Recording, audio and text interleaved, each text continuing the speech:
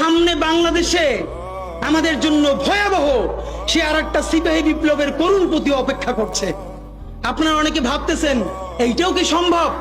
জামাতের ভাইয়েরা অনেকে বুঝে না, বলে কি করে সম্ভব? মনে করাই দেই, শহীদ নিজামী মুজাহিদ সাহেবেরা মন্ত্রী হিসাবে সর্বশেষ যখন সম্ভবত 2006 বা 2007 মন্ত্রী ছিলেন, বলেন তো তার কয় বছর পর তাদেরকে ফাঁসি দেওয়া হইল? 10 বছরও লাগে নাই। রানিং ফুল মন্ত্রী ছিল, লক্ষ লক্ষ মানুষ তাদের সাথে ছিল, তাদের মন্ত্রণালয়ে একটা পয়সার দুর্নীতি বের করতে পারে নাই। 10 বছরের মধ্যে মন্ত্রিত্বের পর তাদেরকে ফাঁসি দেওয়া শুধু হয় নাই, তাদের সন্তানরা তাদের জানাজাটা পর্যন্ত পড়তে পারে নাই। সংখ্যা দিয়ে হয় না ভাই, কোটি কোটি মানুষ দিয়ে সবকিছু হয় না। আজকে আপনারা প্রথম আলোর বিরুদ্ধে বলেন, এই যে আসার সময় বলতেছিলাম শায়েক রে, প্রথম আলোর প্যারালাল কাছাকাছি একটা পত্রিকা কি আমরা দাঁড় করাইতে পারছি?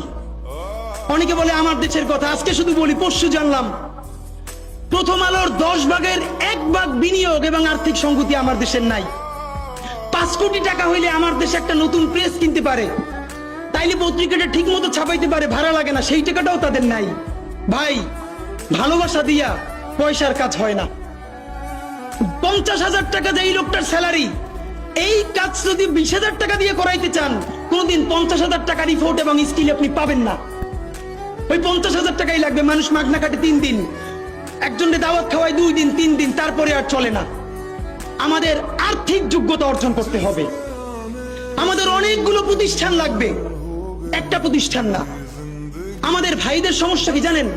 সে আজকে যদি হাটহাজারী মাদ্রাসা দিয়ে কেউ একটা পত্রিকা বার করে, সেই পত্রিকাটাও সে জাতীয় মূলধারা বানাবে না, দেবে দৈনিক হাটহাজারী।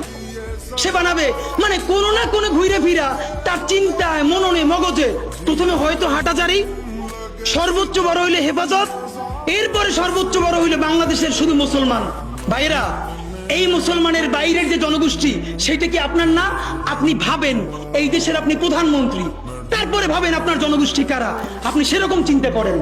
সুতরাং আমি কথায় অনেক ভুল ভ্রান্তি বলতে পারি, কিন্তু বিশ্বাস করেন আমার কলিজা চিল্লেও আপনারা শুধু যেটা পাবেন সেটা হইল আমি চক্ষু বন্ধ করে দেখতে পাই।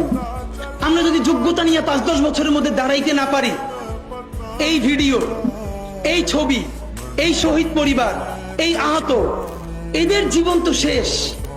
এদের পরবর্তী জেনারেশনকে পর্যন্ত কি ভয়ানক গণহত্যার শিকার হইতে হবে আমরা চিন্তাও করতে পারতেছি না। সুতরাং বাংলাদেশের স্বাধীনতা, সার্বভৌমত্ব, বাংলাদেশের ইসলাম এবং মুসলমানকে বাঁচাইতে হইলে আমাদেরকে তুমুল যোগ্যতা অর্জন করতে হবে। এই মাদ্রাসা শিক্ষিত জনগোষ্ঠীর মধ্যে হাজার হাজার ছেলে লাগবে যারা সিএ নিয়ে